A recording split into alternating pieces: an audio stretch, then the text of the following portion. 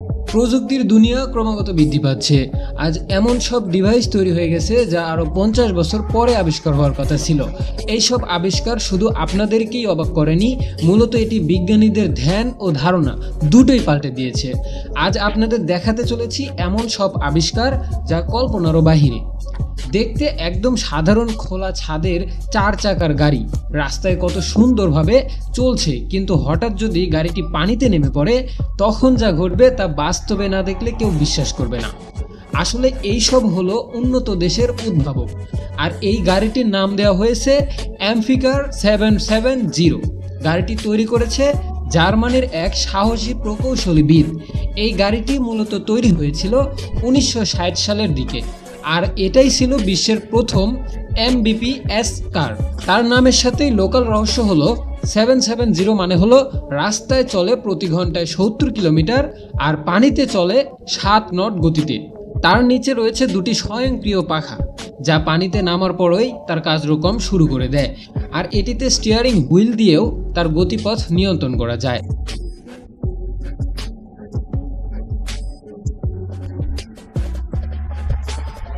এই বাইকটি দেখুন, দেখতে একদম সাধারণ 2 চাকার একটি বাইক। রাস্তায় চলতে চলতে কয়েকটি যদি হঠাৎ পানিতে ভেঙে পড়ে তার চোখে না দেখলে আপনি বিশ্বাস করতে পারবেন না। আর এই বাইকটির নাম হলো কিপস বিস্কি। এটি এমন একটি সুপার বাইক যে কোনো মুহূর্তে কন্ট্রোল বদলে ফেলতে পারে, মানে রাস্তায় চলার সাথে সাথে পানিতেও চলতে পারে। আর পানির ভেতর এটা এমনভাবে ছুটে চলে যেন ঠিক একটা স্পিডবোট। নিউজিল্যান্ডের স্পোর্ট ভিত্তিক কোম্পানি এই বাইকটি তৈরি করেছে।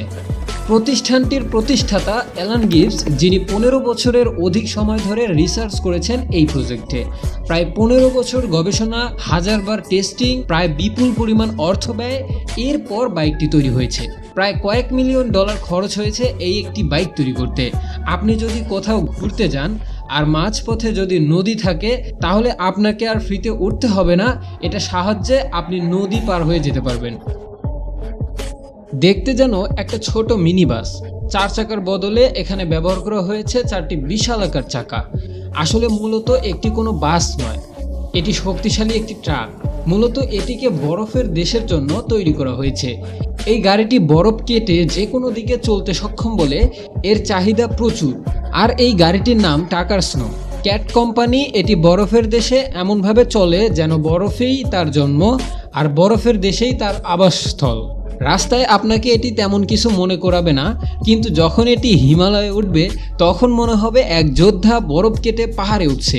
এই অসাধারণ গাড়িটি তৈরি করেছেন আমেরিকান কোম্পানির টাকার স্নো ক্যাট কর্পোরেশন, যার প্রতিষ্ঠাতা ছিল EM টাকার, যিনি 1940 শতকের দিকে তৈরি করেছিলেন বিশ্বের প্রথম স্নোকেট। মেরু উদ্যান, পাহাড়ি উদ্যান অভিযানে এমনকি নাসার জন্য ব্যবহার করা হয়েছে এই গাড়িটি।